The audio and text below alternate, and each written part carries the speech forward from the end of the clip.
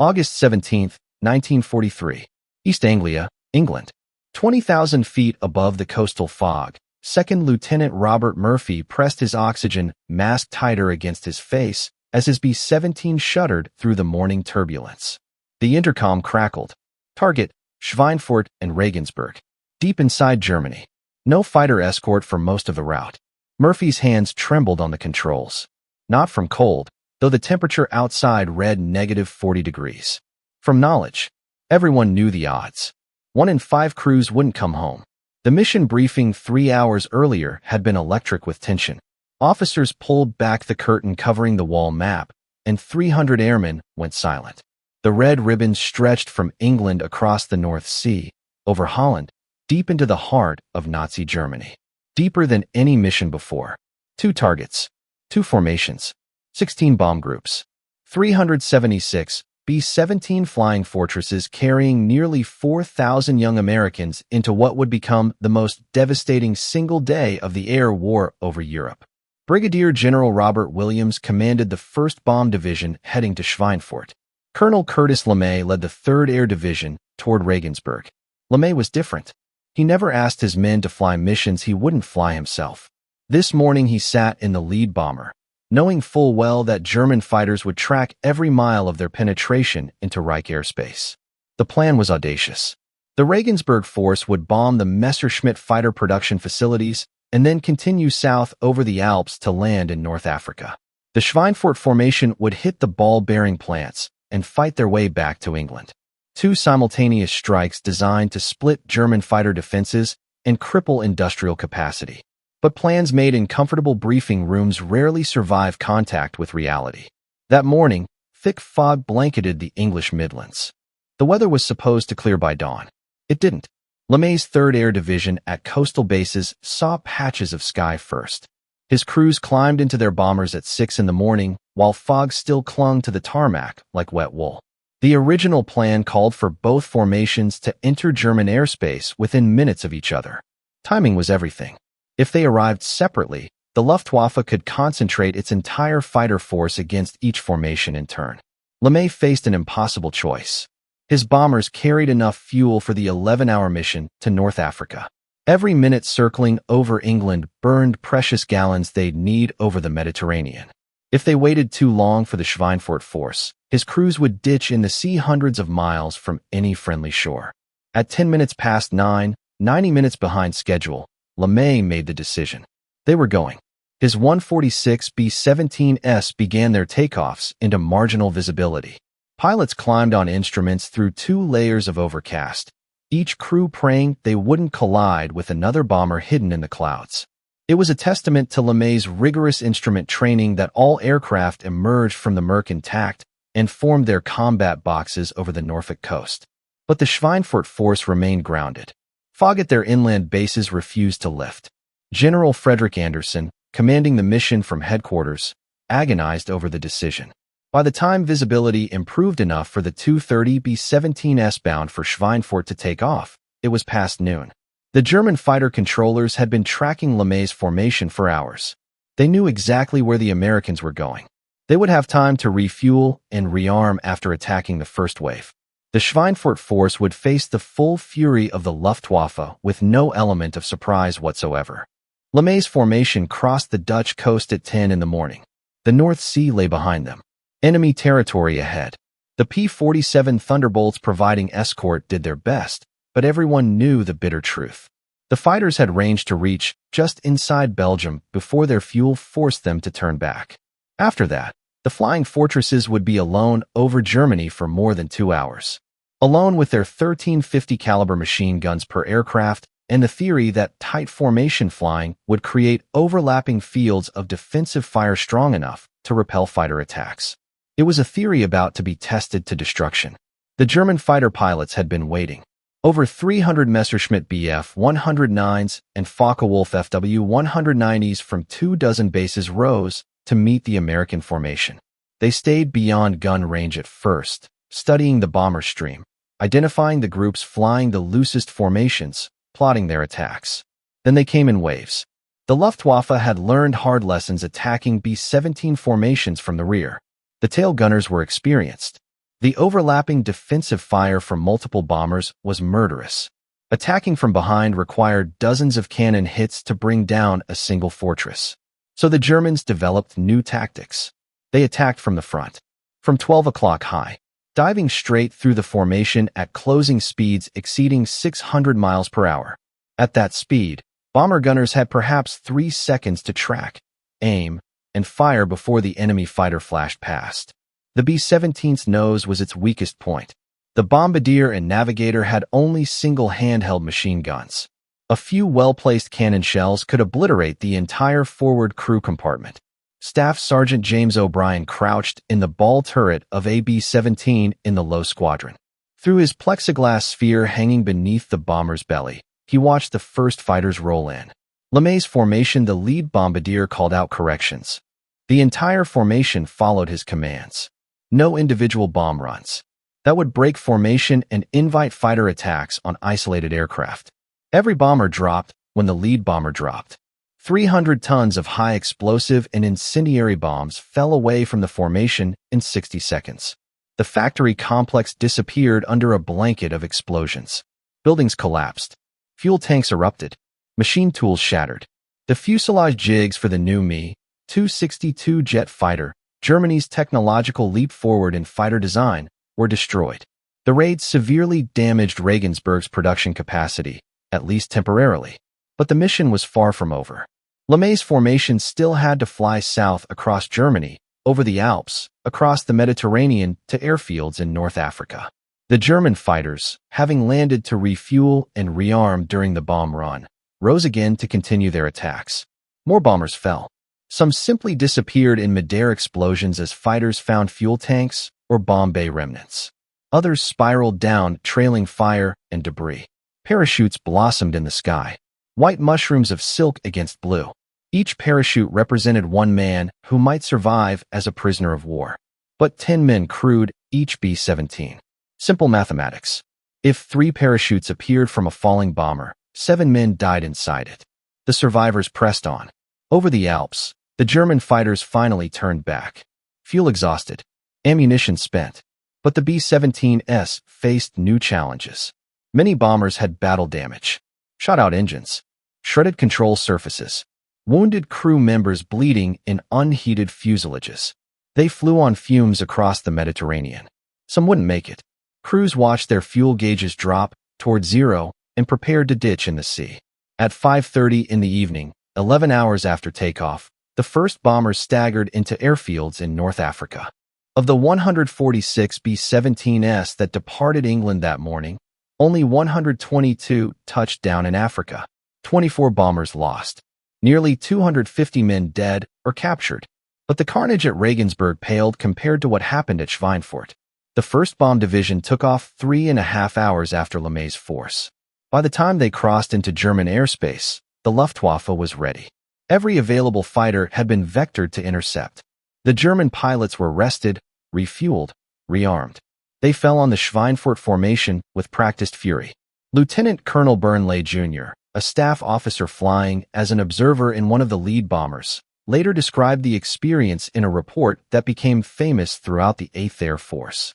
He wrote of fighters attacking in waves of 4 and 5, of bombers breaking apart under concentrated fire, of the sky filled with parachutes and burning aircraft, of debris falling past his bomber, emergency hatches and doors and pieces of aircraft and bodies. He wrote of flying through the wake of desperate aerial combat, where one bomber after another exploded or fell away in flames. The defensive firepower of a B-17 was impressive on paper. 13 50 caliber Browning machine guns. The pilot and co-pilot in the flight deck. The bombardier and navigator in the nose. The flight engineer in the top turret. The radio operator with a single gun.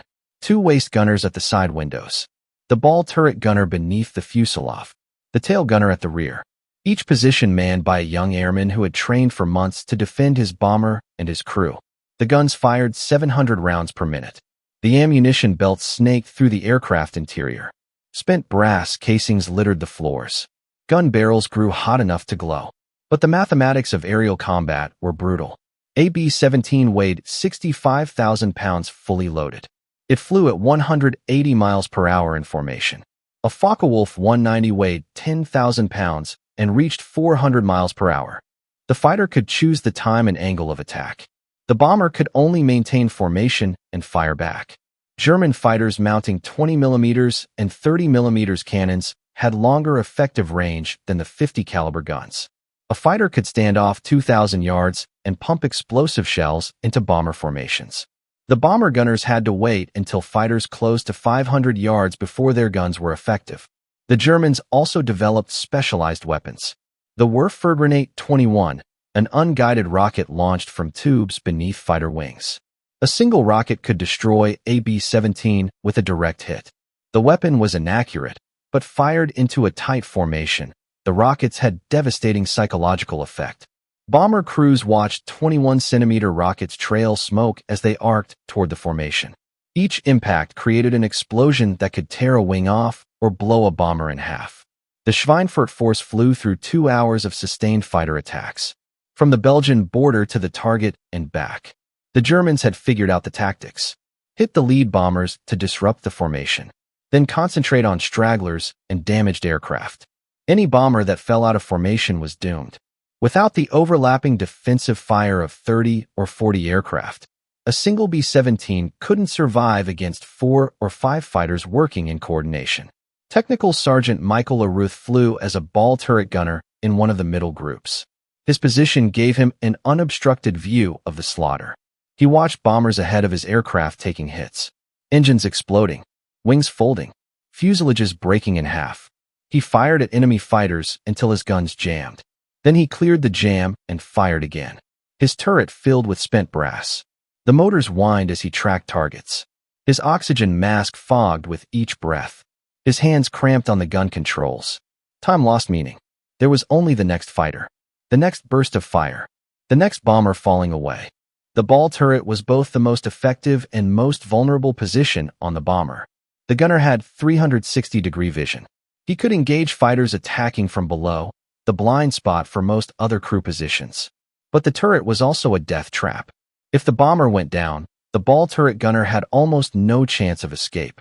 The turret had to be rotated to a specific position before the gunner could open the hatch and crawl back into the fuselage.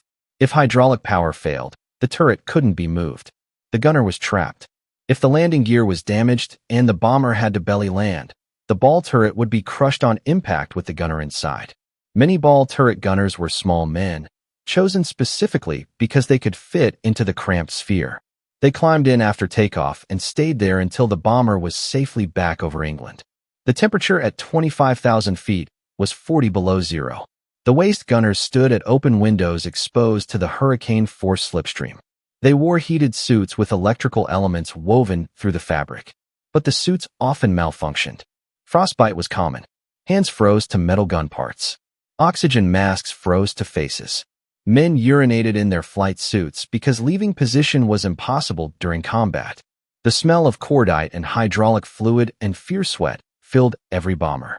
Intercom chatter was constant. Fighters 11 o'clock high. Lead bomber taking hits. 3 going down, count the shoots. The radio operator logged their position every 30 minutes, transmitting back to England so headquarters knew where they were. If they went down, over Schweinfurt, the formation bombed through intense anti-aircraft fire. The Germans had concentrated flak batteries around the ball-bearing plants. 88mm guns firing proximity-fused shells that exploded at preset altitudes. Each burst created a sphere of shrapnel 50 feet across. The sky turned black with flak bursts. Bombers flew through the storm. Metal pinged against aluminum skin. Shrapnel punched through wings and fuselages. Hydraulic fluid sprayed. Fuel leaked. Men screamed over the intercom. Bombardiers released their loads, and the bombers rose suddenly, thousands of pounds lighter. The ball-bearing plants disappeared under explosions. The target complex at Schweinfurt represented 40% of Germany's ball-bearing production. These precision components were essential to virtually every weapon system.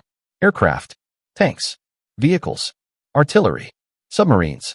Without them, German war production would grind to a halt. Allied intelligence identified ball bearings as a strategic bottleneck. The reality was more complex. German industry had stockpiled months of inventory. Alternative designs existed. Production could be dispersed. The Swiss supplied bearings through neutral channels.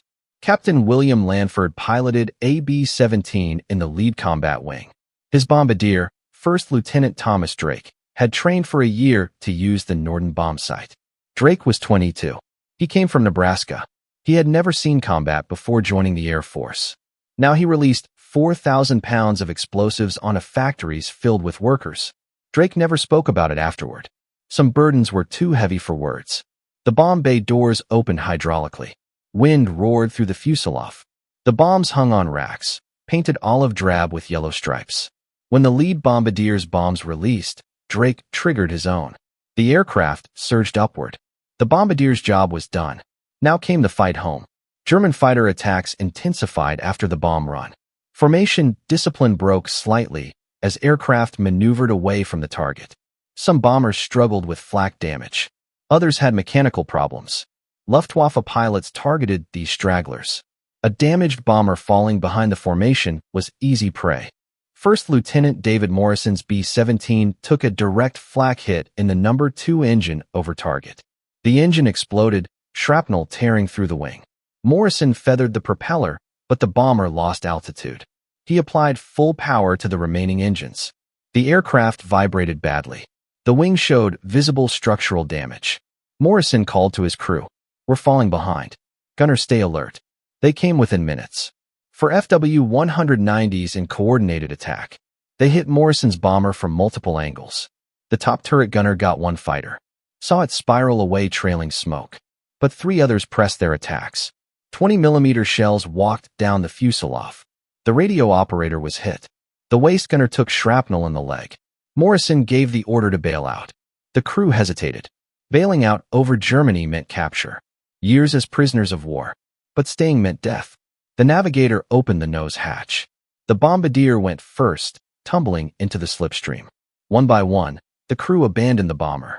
Morrison stayed at the controls, holding the aircraft steady so his crew could escape. The co-pilot refused to leave until Morrison went. They jumped together, parachutes blossoming. Morrison's bomber flew on autopilot for 30 seconds before rolling inverted and diving into the ground. The explosion scattered wreckage across farmland.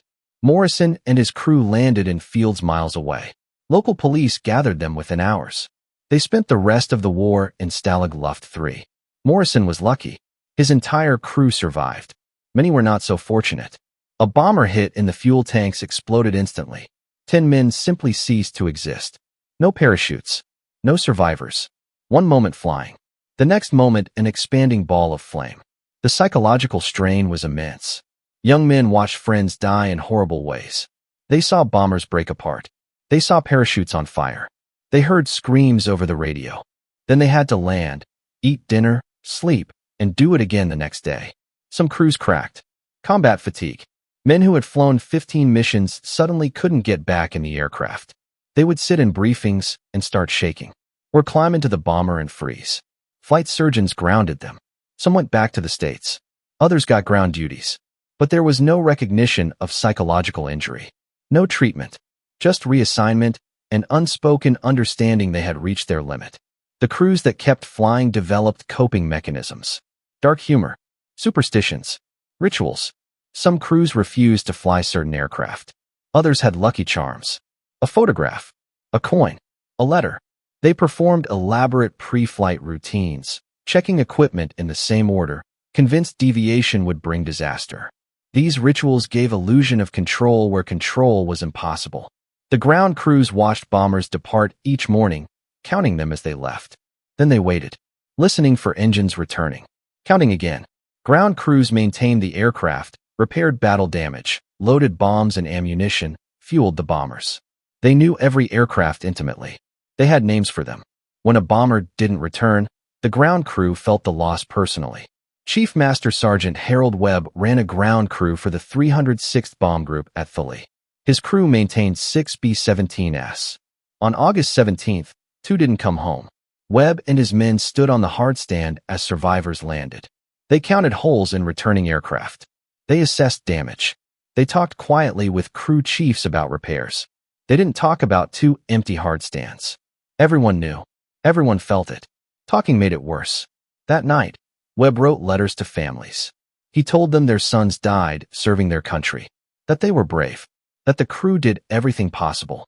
He didn't tell them bombers were shot to pieces, that crews died in seconds when cannon shells exploded inside fuselages, that there wasn't time for bravery or fear or anything except sudden violent death.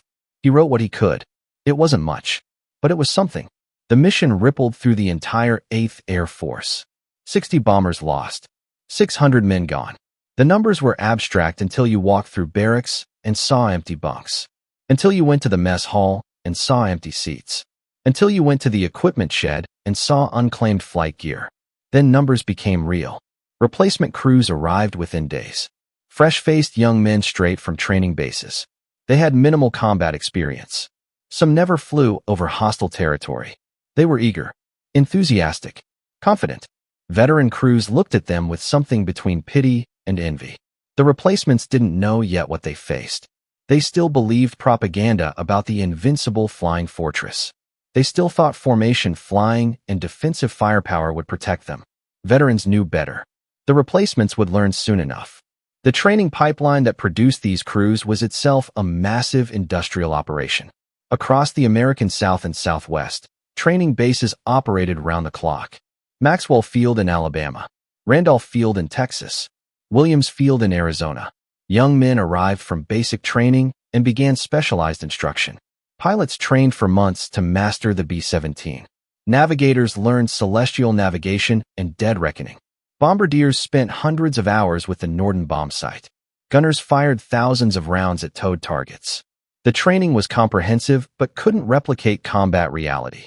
No amount of peacetime training prepared men for fighters attacking at 600 miles per hour, for watching friends die, for the smell of blood and cordite and burning oil, for the cold that made your fingers numb, for the fear that made your hands shake. Those lessons could only be learned in combat, and the price for those lessons was measured in lives. Lieutenant Robert Sherman graduated from pilot training in March 1943. He spent 4 months learning to fly the B-17. Another 2 months in crew training. By the time he arrived in England in September 1943, he had logged 300 hours in B-17s. He thought he was prepared. On his 3rd mission, his bomber took flak hits that killed his co-pilot and wounded his navigator. Sherman brought the aircraft home on 3 engines with hydraulics failing. He was 22 years old. He flew 32 more missions before his tour ended. He never talked about it afterward. Some experiences were beyond words. The industrial production that supported the air war was equally staggering. Boeing's Seattle plant produced 1 B-17 every 90 minutes at peak production. The assembly line moved like clockwork. Engines from Wright Aeronautical, propellers from Curtiss, instruments from Sperry and Bendix, tires from Goodyear, machine guns from Colt, ammunition from Winchester and Remington, bombs from countless munitions factories, tens of thousands of components sourced from hundreds of suppliers. All coordinated, all delivered on schedule, all assembled into aircraft that flew to England and then to Germany. The cost was immense. Each B-17 cost $204,370 in 1943 dollars. 60 bombers lost on August 17th represented over $12 million in aircraft alone. The crews were priceless. You couldn't replace experienced pilots and navigators and bombardiers with money. You could only train new ones and send them into combat and hope enough survive to build experience. The Germans faced similar arithmetic, but with fewer resources. Each Bf-109 cost about 180,000 Reichsmarks. Each FW-190 cost slightly more. Germany produced approximately 1,500 fighters per month in 1943. The United States produced 2,500 bombers and 3,000 fighters per month. The mathematics were brutal. Germany couldn't match Allied production. They could only try to make each fighter more deadly. More cannon, more armor, bigger engines, better tactics. The tactical evolution continued throughout the war. The Germans developed the Sturmbach, heavily armored FW-190s designed specifically to attack bombers. They carried 30mm cannons that could destroy a B-17 with a few hits. But the extra armor made them slow and vulnerable to Allied fighters. It was an arms race with no winner, just escalation. The Americans responded with their own innovations. The B-17G added a chin turret with two 50 caliber guns to counter head-on attacks. The combat box formations became tighter. Bomber groups developed better radio discipline. Fighter escorts learned to stay closer to the bombers instead of chasing German fighters. Tactics evolved through trial and error. The errors cost lives. The trials bought knowledge. By October 1943, the knowledge bought at Schweinfurt and Regensburg forced a fundamental change. Deep penetration raids stopped. Bomber missions stayed within fighter escort range. The campaign to destroy German industry through strategic bombing was suspended. Not canceled, just postponed until long-range escorts became available. The P-51 Mustang changed everything. Fitted with British Rolls-Royce Merlin engines and internal fuel tanks, plus external drop tanks, the Mustang could reach Berlin and back. It was faster than German fighters, more maneuverable, better armed. Mustang groups arrived in England in December 1943. By March 1944, they were flying deep escort missions. By June 1944, they dominated German skies. The Mustang pilots became hunters. They didn't just protect bombers. They sought out Luftwaffe fighters.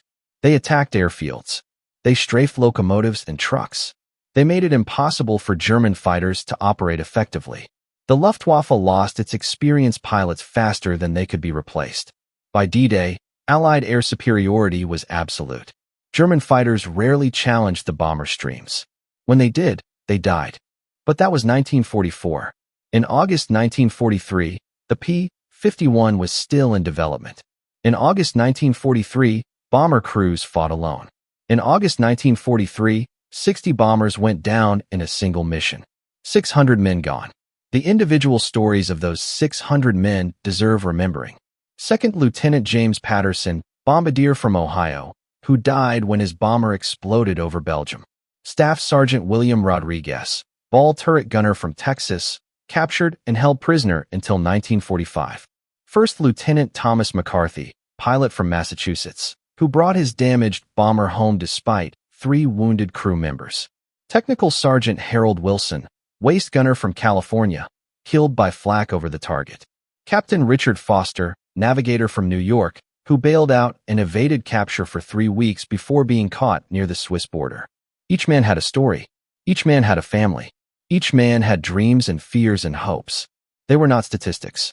They were individuals who happened to be in the same place at the same terrible moment in history. They did their duty. They flew their missions. Some came home. Some didn't. That was the bargain. That was the price. Then came the long fight back to England. The German fighters were relentless. They followed the formation all the way to the Belgian border.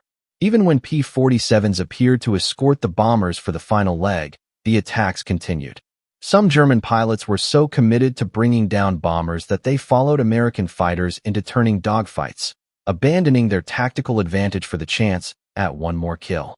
By the time the Schweinfurt force crossed the English coast, 36 bombers were missing. Every 5th bomber that took off that morning. 360 men dead, captured, or missing. Many more wounded. Bombers limped back to their bases with dead engines, shredded control surfaces, wounded crews. Ground crews counted the holes. Hundreds of holes per aircraft. Some bombers had so much damage that they were written off even though they made it home. Too expensive to repair. Too structurally compromised to fly again. One pilot brought his bomber home with 2 engines shot out and the tail section so damaged that the tail gunner had to be cut out of his position. Another bomber landed with the entire nose section missing, the bombardier and navigator both dead, the pilots flying on pure instinct with no forward instruments. A third aircraft had so many hydraulic failures that the pilot couldn't lower the landing gear and had to belly land. The ball turret gunner died on impact. The human toll was staggering. Each B-17 carried 10 men.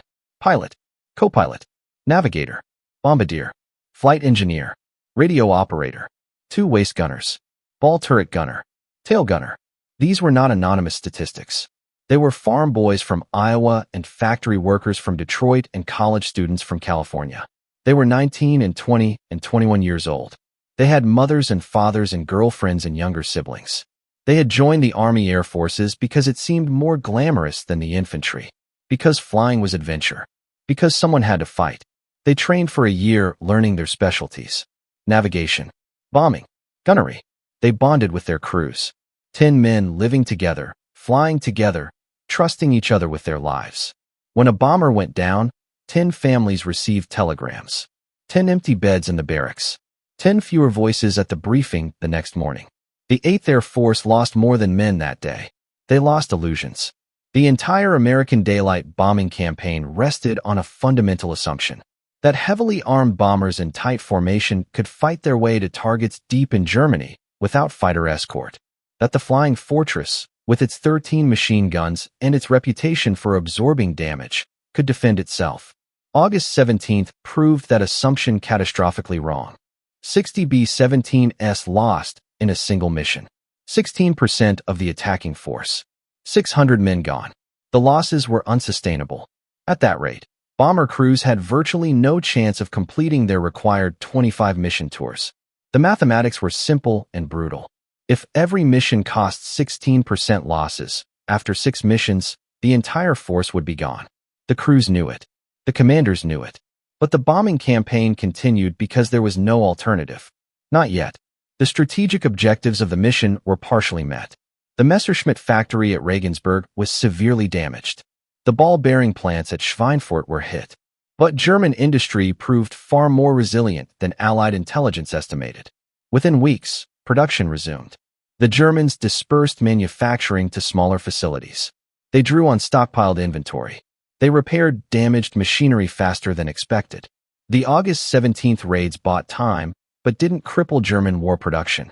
The tactical lessons were clear to everyone who flew the mission. The 8th Air Force needed long-range fighter escorts. Fighters that could accompany the bombers all the way to the target and back. But in August 1943, no such fighter existed in the European theater. The P-47 Thunderbolt had limited range. The British Spitfire was even more range-restricted. The P-38 Lightning had longer legs, but suffered mechanical problems at high altitude over Europe. The solution was already in development. The P-51 Mustang, fitted with British Rolls-Royce Merlin engines, had the range to reach Berlin and back. But the Mustang wouldn't arrive in numbers until early 1944. Until then, bomber crews would continue to fly unescorted deep penetration missions. They would continue to take unsustainable losses. Commanders ordered follow-up raids despite knowing the cost. On September 6th, 45 bombers were lost attacking Stuttgart. On October 8th, 30 bombers went down over Bremen. Then came October 14th, Black Thursday, the second Schweinfurt raid. The 8th Air Force sent 291 B-17s back to Schweinfurt. 2 months had passed since the first raid. Planners assumed German defenses would be weaker. They were wrong. The Luftwaffe had reinforced fighter units in the region. They had refined their tactics. They had learned exactly how to kill B-17s most efficiently. 60 bombers were shot down. Another 17 were so heavily damaged they had to be scrapped. Over 20% losses. More than 600 men killed or captured in a single day. Again, the second Schweinfurt raid broke something in the 8th Air Force. Not the will to fight. American bomber crews were brave beyond measure. They continued to volunteer for missions, even knowing the odds. But the strategic bombing campaign had to be suspended. Deep penetration raids into Germany stopped. The B-17s restricted their missions to targets within fighter escort range. The entire theory of unescorted daylight bombing lay in ruins over the German countryside. General Hap Arnold, commander of the Army Air Forces, had championed the Flying Fortress and the doctrine of precision daylight bombing. He had promised that strategic bombing would win the war without the need for massive ground invasions.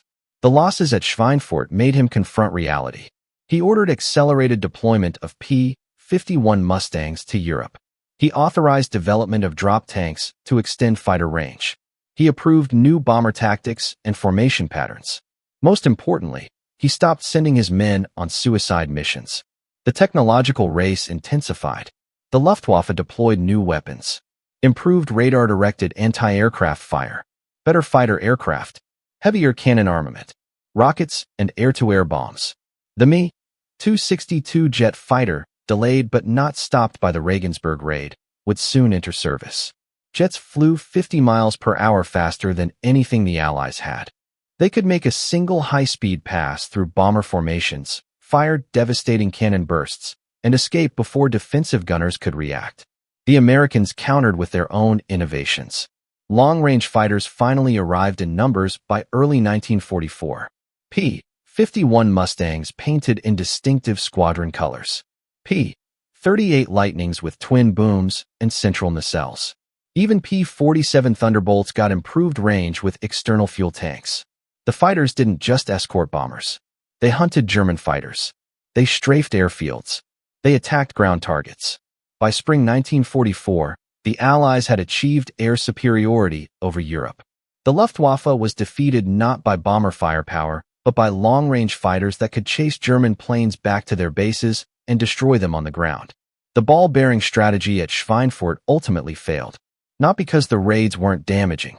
They were, but because modern industrial economies are complex and adaptive. The Germans found alternative suppliers. They substituted different bearing types. They drew down stockpiles. They improved efficiency elsewhere in the production chain. Strategic bombing rarely achieved the kind of single-stroke knockout blow that planners envisioned. Success came from cumulative effects over time, from sustained pressure that exhausted enemy capacity to respond. The human cost of the August 17th mission echoed through the rest of the war. Entire bomb groups had to be rebuilt. Replacement crews arrived from the United States with minimal training and even less experience. They flew into combat after just a few practice missions. Their survival rates were lower than veteran crews. They made mistakes. They broke formation. They became the targets of German fighters who could identify inexperienced pilots by the way they flew. But the replacements kept coming. American industrial capacity produced B-17s faster than the Germans could shoot them down. Boeing, Douglas, and Lockheed manufacturing plants worked 3 shifts, 7 days a week. They turned out 500 new bombers per month. The air crews trained at bases across the American South and Southwest. Pilots, navigators, bombardiers, gunners, radio operators, flight engineers. Young men stepped forward to replace the dead. They knew the statistics. They flew anyway. The missions continued through the fall of 1943 and into 1944. The target list expanded. Oil refineries, railroad marshalling yards, aircraft factories, submarine pens, cities. The raids grew larger. 500 bombers, 1,000 bombers. The sky filled with aircraft and contrails and the thunder of 10,000 engines. German civilians looked up and saw their doom approaching in neat formations 25,000 feet overhead. The bombs fell and cities burned, and the war ground forward with industrial inevitability. By D-Day in June 1944, the 8th Air Force had grown into a massive organization. Thousands of bombers, tens of thousands of crew members, hundreds of bases across England. They flew missions every day, weather permitted. The Luftwaffe could no longer contest Allied air superiority. German fighters were outnumbered, outgunned, outtrained. Their fuel supplies dwindled. Their experienced pilots were dead. The replacements, sometimes boys with less than 20 hours in fighters, died within days of reaching their squadrons. The bombing campaign shifted from strategic targets to tactical support of ground forces. Bombers attacked German troop concentrations and supply lines and communication nodes. They cleared the way for advancing armies. They interdicted enemy reinforcements. They destroyed bridges and rail lines. The massive strategic bombing effort that began with such high hopes in 1942 ended as a blunt instrument of destruction supporting conventional military operations. More than 26,000 men of the 8th Air Force died during the war. More American casualties than the entire Marine Corps suffered in the Pacific. The bomber crews flew mission after mission, knowing each time that it might be their last.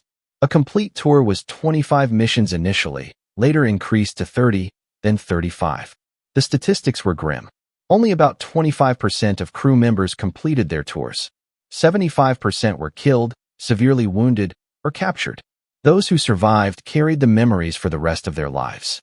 The sound of engines, the cold, the fear, the friends who didn't come home. The B-17 Flying Fortress became a symbol of American air power. More than 12,700 were built during the war. They flew 291,000 combat sorties. They dropped 640,000 tons of bombs. They destroyed thousands of German aircraft and countless industrial facilities and military targets. But they paid for every target in blood. the aluminum coffins falling from the sky, the young men who never came home, the families who got telegrams and folded flags and empty bedrooms. Technology alone never wins wars. The B-17 was a magnificent aircraft. Well-designed, rugged, capable.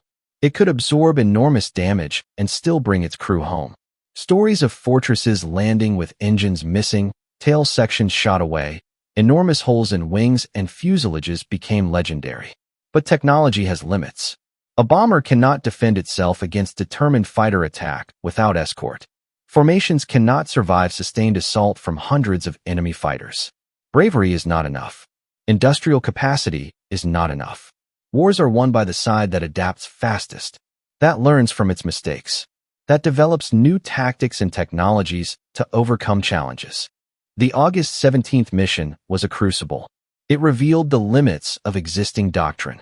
It forced commanders to acknowledge that their assumptions were wrong. It drove innovation, long-range fighters, improved tactics, better coordination, refined target selection. The painful lessons bought with 600 lives on a single day eventually contributed to Allied victory. But the cost was almost too high to bear. The men who flew that mission rarely spoke about it afterward. When they did, they talked about the mundane details. The pre-mission breakfast, the cold, the mechanical tasks of operating their positions. They didn't talk about the fear, about watching friends die, about the randomness of survival. A bomber flying 30 feet away from yours takes a direct hit and explodes. Why them and not you? There was no answer. Just luck. Pure chance. The difference between coming home and not coming home was measured in seconds and feet and angles of attack that no one controlled. The survivors carried a burden. Survivors' guilt. The knowledge that they lived while others died. That burden shaped them. Some became harder. Some withdrew. Some threw themselves into life with desperate intensity, trying to pack experience into whatever time they had. The war changed them in ways that couldn't be undone. They were 20 years old with old men's eyes. They had seen things no one should see, done things no one should have to do. The families of the lost received their telegrams. Cold official language. Regret to inform. Missing in action. Presumed dead. Some families never got closure. Sons listed as missing with no body to bury. No grave to visit. Just absence. A room that stayed empty. A chair at the table that stayed unfilled. Parents who never stopped hoping that somehow, impossibly, their boy would walk through the door. That there had been some mistake. That he had survived and would come home. The German families suffered too. The ball-bearing workers at Schweinfurt. The aircraft workers at Regensburg. When bombs fell, they died without warning. No time for fear. One moment assembling machinery. The next moment gone. Obliterated in fire and blast. Their cities reduced to rubble. Their industry destroyed. Their sons dying in fighters trying to stop the bomber streams. War makes no distinction between just and unjust when the bombs fall. The mission changed aerial warfare doctrine. Never again would the Americans send unescorted bombers deep into enemy territory. The lesson was too costly to forget. Future air campaigns would emphasize fighter superiority first. Suppression of enemy air defenses. Escort coverage. Coordinated strikes. The strategic bombing theory of the 1930s, that bombers alone could win wars, died over Schweinfurt. The B-17s that survived the war were mostly scrapped. Thousands of aircraft cut apart for aluminum scrap. Some became civilian cargo planes or air-sea rescue aircraft. A few became museum pieces. Today, less than 50 airworthy B-17s exist. They fly at air shows. Careful. Preserved. Their radial engines rumbling with the sound of history. People watch them pass overhead and try to imagine what it was like. The formations of hundreds. The fighter attacks. The flak. The cold. The fear. But imagination fails. The gulf between peaceful sky and war cannot be bridged by thought. The veterans, those still living, gather occasionally at reunions. Fewer every year. They wear caps identifying their bomb groups. They share stories that only they understand. They remember friends who never grew old. Sometimes they stand silently together, no words necessary. The bond forged in combat transcends language. They flew together into hell. That creates connection nothing else can match. The August 17th mission stands as a monument to courage and miscalculation, to the bravery of young men sent into impossible situations, to the arrogance of commanders who believed technology and determination could overcome tactical reality, to the brutal arithmetic of industrial warfare, where victory comes from attrition and the side with deeper reserves wins regardless of individual heroism. 60 bombers, 600 men. One day, the numbers seem abstract until you try to visualize it. Imagine 64-engine bombers spread across the sky, each one carrying 10 men. Imagine them falling in flames, breaking apart, spinning down. Imagine the parachutes, the ones that don't open, the ones that burn. Imagine the men trapped in falling aircraft, the brief, terrible moments of awareness before impact. Imagine the survivors taken prisoner, years in camps, interrogation, hunger, cold, uncertainty. Imagine the wounded, burns, shrapnel, frostbite, amputations. Imagine the families, the telegrams, the flags, the empty chairs. The mission achieved its objectives in the narrowest sense. The targets were hit, damage was inflicted, but the cost exceeded any reasonable calculation of benefit. The ball-bearing plants were back in production within months. The Messerschmitt factory resumed building fighters. German industrial capacity proved far more resilient than intelligence estimates suggested. The strategic impact was minimal. The human cost was catastrophic. Yet the mission had to be flown. In the context of 1943, with the war's outcome still in doubt, every strike against German industry was seen as vital. The theory of strategic bombing promised a way to defeat Germany without the massive casualties of ground combat. That promise proved false, but in August 1943 the truth wasn't yet clear. Commanders believed. Crews trusted. They flew the missions. They took the losses. They kept flying. The technological legacy of the period is still with us. The B-17's successors, the massive strategic bombers of the Cold War and beyond, embodied lessons learned over Germany. The B-52, the B-1, the B-2. Each generation of bomber grew larger, faster, more sophisticated. But none would ever again be sent into combat without complete air superiority. The doctrine changed, not from theory, but from blood. The human legacy is harder to measure. The men who flew the August 17th mission, those who survived, carried their experiences forward into civilian life. They became teachers and engineers and businessmen and fathers. They rarely spoke of the war. When they did, it was to other veterans, people who understood. They built the post-war world with the knowledge that freedom has a price, that democracy must be defended, that evil exists and must be opposed. Their generation shaped American society for 50 years. Their values, their work ethic, their sense of duty. Now most are gone. The World War II generation passes from memory into history. The first-hand accounts fade. The living witnesses disappear. We are left with records and photographs and preserved aircraft and the stories passed down. We are left with the obligation to remember, to understand, to learn the lessons they paid for with their lives. The mission on August 17th, 1943 was not the largest air battle of World War II. It was not the most strategic, but it was representative of courage, of sacrifice, of the terrible cost of war, of the gap between theory and reality, of the willingness of young men to face death for something larger than themselves, of the love of comrades that transcends fear, of the industrial logic that treats human lives as acceptable losses in pursuit of strategic objectives. We remember them because we must, because their sacrifice demands it, because the freedoms we enjoy were purchased with their blood, because the world they saved is the world we inhabit, because forgetting would dishonor them, because their story, painful as it is, contains truth about human nature and war and courage that we need to understand. 60 bombers shot down in a single mission. 16% loss rate. 600 crewmen gone. The numbers are statistics, but each number was a person. A son, a brother, a friend, a young man who climbed into a bomber one morning knowing he might not come home, who flew into enemy fire because his country and his crew needed him, who faced death at 20 years old with a courage most of us will never have to summon. They flew into history that day, into the clear August sky over Germany, into a storm of fire and steel. Most came home. Some didn't. All were changed. The mission broke them and forged them and tested them in ways that cannot be imagined by those who were not there. They were ordinary men called to extraordinary circumstances. They rose to meet them. That is their legacy, not the targets destroyed or the strategic objectives achieved, but the simple truth that when called, they answered. When tested, they endured. When asked to sacrifice, they gave everything. The sky above Germany on August 17, 1943 was filled with sound. The drone of 10,000 engines, the chatter of machine guns, the explosion of cannons, the scream of falling aircraft, the thunder of bombs, the silence that followed when the formations finally turned for home, 60 aircraft lighter than when they arrived. That silence echoes still.